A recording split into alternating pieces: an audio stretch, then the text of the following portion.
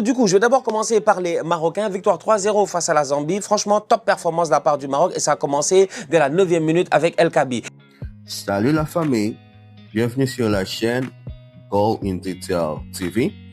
Aujourd'hui, on va réagir ensemble à la vidéo de Stan de Les Outsiders qui nous parle des qualifications du Maroc et du Mali. Vous savez que ce sont deux équipes, deux styles de parcours différents, mais le même objectif pour ces équipes-là, c'est aller loin dans cette CAN. Le Maroc confirme encore son statut, pendant que le Mali avance avec beaucoup de solidité et de combativité dans cette CAN-là. Restez bien jusqu'à la fin, on va analyser tout ça ensemble, sans filtre. C'est parti. Du coup, je vais d'abord commencer par les Marocains. Victoire 3-0 face à la Zambie. Franchement, top performance de la part du Maroc et ça a commencé dès la 9e minute avec El Kaabi. Le problème, il est simple, c'est que les Zambiens sont venus avant le match, ils ont beaucoup parlé. On les a entendus. Moi, j'ai entendu. Les Zambiens, ils ont dit que ouais, le Maroc, ils ont une canne, nous aussi, on a une canne. On a gagné une canne face à Drogba, face à Yaya Touré. Ils étaient en train de beaucoup parler. Les Zambiens étaient convaincus que voilà un peu de trash talking, ça allait traumatiser les Marocains. Cependant, les Marocains n'ont absolument pas paniqué. Dès le début de la rencontre, c'était une équipe qui était en mission. Et même, j'ai envie de dire, avant la rencontre. Pourquoi avant la rencontre? Parce que Walid Regragui a changé son équipe. Il a fait quelques changements qui étaient assez pertinents. Le premier, c'est d'abord Abdé et Zazouli. Abdé du Barça, Abdé qui est au Betis maintenant, Abdé ce bandit qui ne fait que courir. On se rappelle très bien de Abdé. La conduite de balle est douteuse, mais le talent, il est là, franchement. Abdé a passé son temps à faire des appels derrière la défense de la Zambie, ce qui a posé énormément de problèmes aux défenseurs zambiens. Un appel de balle de Abdé, deux appels de balle de Abdé, dribble de Abdé, de passement de jambes de Abdé. Abdé est venu avec des Total 90 vintage, je dis. Total 90 des années 2004, là. Total 90 Wayne Rooney, blanc, rouge, avec le 90 sur le côté. Pour les jeunes qui ne connaissent pas, franchement, ça c'était notre père à nous, c'était notre génération, une chaussure de bandit. C'est ça qu'Abdé a mis aujourd'hui. Il vient à l'ancienne et franchement, il me sort un match bien moderne. J'ai aimé le match de Abdé et ça fait plaisir de voir cette équipe du Maroc là aujourd'hui avec réellement un ailier sur le côté. Parce que ces derniers temps, c'est Saïbari qui était sur le côté. C'était compliqué avec Saïbari. Pourtant, Saïbari est un joueur très talentueux, mais malheureusement, il ne réussit pas vraiment à être aussi déstabilisateur. Donc, le Maroc joue que d'un seul côté. En deux matchs, le Maroc ne joue que d'un seul côté. Celui de qui? De Brahim Diaz. Il n'y a que lui. Il n'y a que Brahim Diaz qui est sur le côté droit, qui est dangereux, qui fait les crochets, les passements de jambes, qui est encore une fois buteur aujourd'hui. C'est Brahim Diaz qui dribble, qui déstabilise, qui sert ses coéquipiers. Ils avaient besoin d'équilibre dans la construction de leur jeu et aujourd'hui avec Abdé, franchement, cet équilibre était là. Donc du coup, top performance de la part de Abdé sur le côté qui fait une passe décisive pour Brahim Diaz. Top performance de la part de El Kaabi. Waouh! Parce que être à la Coupe d'Afrique des Nations et avoir un gardien de but, c'est trop important. C'est la base. C'est la base. Être à la Coupe d'Afrique des Nations et avoir un attaquant, c'est encore plus important. Parce qu'avoir un top gardien de but, ça te sauve dans des situations que tu peux même pas imaginer. Et aujourd'hui, les Marocains, ils ont un très bon gardien de but avec Bonou, mais ils ont un top attaquant. Pouah, El Kaabi, lui, tu sens que lui, tu sens qu'il était dans le continent, lui, avant d'aller en Europe. Tu sens que lui, c'est pas les boys, ils se sont levés un bon matin, ils ont décidé d'aller en Europe comme ça. Non, tu sens que lui, il a bourlingué dans le continent. El Kaabi maîtrise le continent, franchement. El Kaabi, il faut voir même, est-ce que c'est pas un Camerounais? J'ai dit le continent, incroyable. El Kaabi qui met un doublé. El Kaabi qui a 3 buts dans cette compétition, je pense. El Kaabi qui a mis 2 reprises de volée, 2 bicyclettes. La bicyclette qu'il met aujourd'hui est tout simplement sensationnelle. Franchement, je vais pas vous mentir. Superbe bicyclette de la part de El Kaabi sur un très bon ballon de la part de Ounahi. Je suis là et je suis bluffé. Il n'est pas en jeu, il est couvert par un joueur qui est là-bas, de l'autre côté sur la ligne, qui ne se gère pas. La reprise est sensationnelle. Franchement, c'est une très belle bicyclette, un très beau but de la part de El Kaabi. Comme j'ai dit la dernière fois, El Kaabi est un des rares joueurs au monde. Tu peux faire une compilation de 3-4 minutes apparemment de ce que j'avais vu. J'avais vu une compilation de 3 minutes de reprises de volée différentes de la part de El Kaabi. Moi, je ne connais pas un gars qui marque autant de reprises de volée qu'El Kaabi parce que franchement, en tout cas là, d'ici la fin de la compétition, il va sûrement claquer une autre. Donc attention aux défenseurs qui joueront face à lui. Il est vraiment en forme en ce moment. Au milieu de terrain, il n'y avait pas Amrabat, il y avait El Ainaoui. Et franchement, ça a bien joué. Maintenant, cette équipe de Zambie là, c'est une équipe qui essaie de sortir en contre-attaque. C'est une équipe qui défend. C'est un bloc qui est relativement bas aussi. Donc du coup, tu n'as pas forcément besoin d'Amrabat devant ta défense. Même si Amrabat est lourd, ces derniers temps, ça a été un peu compliqué. C'est pas le Amrabat de la Coupe du Monde aussi. Parce que de temps en temps, on a tendance à les juger par rapport à ce dont on se rappelle et tout. Donc, Je trouve que Ainaoui et puis Ounahi, les deux ensemble, c'est un double pivot qui était relativement équilibré dans ce match-là face à l'adversité qu'ils avaient. Massina en défense centrale qui remplace El Yamik. Bon, El Yamik s'est pas géré la dernière fois. Il y a les gars, ils ont dit qu'El Yamik, il y a un boy, il a dit que lui, il est fan du Barça, il a Araujo en club, il a El Yamik en équipe nationale, donc lui, il a déjà mal à la tête. Aujourd'hui, c'était Massina qui était là et franchement, avec Agerd, globalement parlant, ils se sont gérés face à cette équipe zambienne-là. Patson Daka n'a vraiment jamais été vraiment dangereux. Les Marocains ont presque jamais été j'ai envie de dire en danger. Est-ce que les Zambiens ont un tir cadré? Non, ils ont 0 tir cadré en 90 minutes. Donc franchement, ça a été un match tranquille défensivement pour les Marocains. Le genre de match qui te font du bien pour te remettre en confiance tranquillement. Et le genre de match aussi où tu fais un peu tourner et là tu te rends compte qu'il y a des certitudes maintenant. Peut-être que Abdé doit jouer parce que Abdé, il est maladroit. Franchement, je vais pas vous mentir, Abdé de temps en temps, il est très maladroit. Mais Abdé, il est virevoltant. Il peut être maladroit, mais il est virevoltant. Et le fait d'être virevoltant, ça amène vraiment quelque chose dans cette équipe du Maroc-là. Et dans cette compétition, vu que c'est rapide, c'est pas beaucoup, il reste maintenant quoi? 4 matchs si tu veux arriver en finale. Il y a 4 finales à jouer maintenant. Un boy comme Abdé peut être pertinent. Donc franchement, il faut le garder en tête. Le retour de Achraf Hakimi dans ce match-là, rentré à l'heure de jeu un peu plus, ça fait plaisir de revoir Achraf Hakimi. Il a failli claquer son but, petit externe rapidement dans la surface de réparation, dans un cafouillage. Ça fait du bien à cette équipe du Maroc de retrouver Achraf. Je pense qu'Achraf sur le côté droit, il va pas falloir qu'il aille beaucoup trop vite, il va falloir qu'il se calme un peu, tu vois. Achraf, s'il te plaît, ne te reblesse pas, ne rechute pas. Mais Achraf avec Brahim Diaz, j'ai hâte de voir sur le côté droit, ça va faire énormément de bien. Et la rentrée de tous ces jeunes boys-là, en fait, qui eux peuvent vraiment ramener quelque chose. Parce que c'est ça le nouveau Maroc. C'est le Maroc de Chamseddine Talbi, de Ben Seguir, de Aklomash. C'est eux, en fait. C'est eux. C'est ces gamins-là qui doivent prendre leurs responsabilités à un moment donné quand on leur donne leur chance et essayer de briller tel que Brahim Diaz le fait depuis le début de la compétition. Donc, du coup, top performance de la part du Maroc. Ils sont qualifiés tranquilles, premiers de ce groupe-là. C'est ce qu'on attendait de la part des Marocains et franchement, ils ont fait le travail. De leur côté, les Maliens ont fait 0-0 face aux Comores. Les Maliens sont pas sérieux. En fait, les Maliens sont pas sérieux parce que c'est 3 matchs nuls quoi de la part du Mali. C'est 3 matchs nuls de la part du Mali, quoi. Le Mali doit mieux faire. Le Mali doit essayer de se gérer. Le Mali a une belle équipe.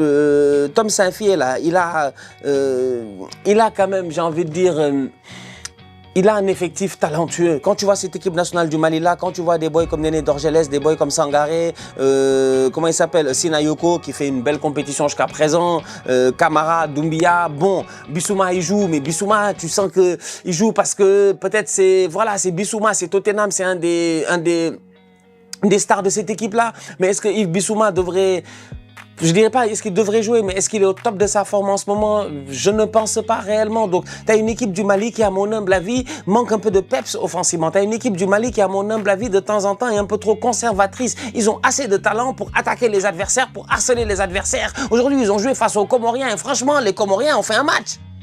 Les Comoriens ont fait un match. Les Comoriens ont joué, ils ont essayé, ils ont tenté, ils ont fait un match. Les Maliens, ils ont la possession, ils jouent au football et tout, mais offensivement, il manque toujours ce truc-là pour que le ballon y rentre. Genre, le Mali peut tenir le ballon pendant 10 minutes, il va rien se passer. Eh bien, franchement, ils vont bien jouer au football, hein. Ils vont faire tiki-taka, triangle, losange, je sais pas, mec, ils vont faire tout ce que tu puisses imaginer, en fait, tu vois. Le Mali, c'est-à-dire qu'en théorie, c'est top, en pratique, tu comprends pas. Ils doivent faire des efforts quand même, ces Maliens-là. C'est pas sérieux. Donc aujourd'hui, c'est une équipe du Mali qui malheureusement n'arrive pas à marquer de but, mais qui se qualifie quand même. Elle finit 2e avec 3 points. C'est-à-dire que il y a des mecs qui vont finir 4e, il y a des mecs qui vont finir dans les 3e avec 4 points. J'en suis convaincu que sûrement ça va peut-être arriver, peut-être. Ils vont finir avec 4 points, 3e. Mais là, les Maliens, avec les 3 points, ils s'en sortent. Donc, heureusement pour eux. Mais il va falloir que cette équipe-là réussisse quand même à trouver ce peps-là, ce dynamisme-là offensif en deuxième partie de compétition. Parce que sinon, le Mali, c'est des 0-0, des 1-0. C'est score binaire. Tu peux pas t'en sortir comme ça. Pas t'en sortir. Donc voilà. Match, à mon humble avis, relativement décevant de la part des Maliens, qui aurait pu mieux faire. Les Comoriens ont été très intéressants à l'image de Rafiki, comme d'habitude. C'est Rafiki, quoi. C'est Rafiki, il est fatigant. C'est Rafiki, il court partout. C'est Rafiki, il tente énormément. C'est Rafiki qui crée des occasions. Heureusement que la défense malienne a été solide, surtout à travers, comment il s'appelle là, les boys, là, Camara et puis Djabi. Maintenant, le problème, il est simple, c'est que dans ce match-là, il y a Aïdara qui prend un carton rouge. Le carton rouge est injustifié. Le carton rouge n'est pas normal. Et je peux pas comprendre que l'arbitre aille à la VAR et décide de siffler carton rouge. À un moment donné, il va commencer à je commence à bafouiller. Il va commencer à falloir à nous respecter. Il va commencer à falloir nous respecter. Il va falloir nous respecter. Commencer à nous respecter tout court. Parce que moi, je comprends pas. Faut pas nous prendre pour des tocards, là. Je suis défenseur. Le ballon est là. Je frappe le ballon. Tu frappes mon pied, je prends un carton rouge. Pour quelle raison? Mais il est fou, quoi, lui. Il va à la VAR avec sa grosse tête, là. J'ai jamais vu. Aladji. Il s'appelle Aladji, le frérot tchadien. Franchement, l'arbitre sait pas gérer. Aladji. Aladji, qu'est-ce que t'as fait comme ça? Aladji, comment t'as... Et puis Aladji rentre sur le terrain, puis il est souriant. Avec sa grosse tête, il sourit. Regarde le voix, il lui fait sort. Il lui fait sort. Et puis il le salue, il lui dit dors. Tu mérites un carton rouge, dors. Il est fou, quoi. Il n'y a absolument pas carton rouge. C'est le scandale quand même de cette journée. C'est un scandale footballistique quand même. Comment est-ce que... Moi, je ne comprends pas. Les arbitres sont choisis au hasard. En fait, l'arbitrage, comment est-ce que nous, on peut être chez nous? Moi, j'ai jamais fait d'école d'arbitrage. Je ne sais même pas, en fait, où est-ce qu'on s'inscrit pour être arbitre. J'ai aucune idée de la formation que ça prend pour être arbitre. Combien d'années ça prend pour être arbitre? C'est quoi les étapes à suivre pour être arbitre? J'en ai rien à faire, je dis bien, de l'arbitrage. Mais de chez moi, tranquillement posé, je vois le ralenti. Une fois, je sais qu'il n'y a pas carton rouge. Ce tocard de Aladji, là. Non, il faut le dire, c'est un tocard. Non, c'est un tocard. Parce qu'il y a certaines bêtises, quand tu les fais, il faut qu'on traite de tocard.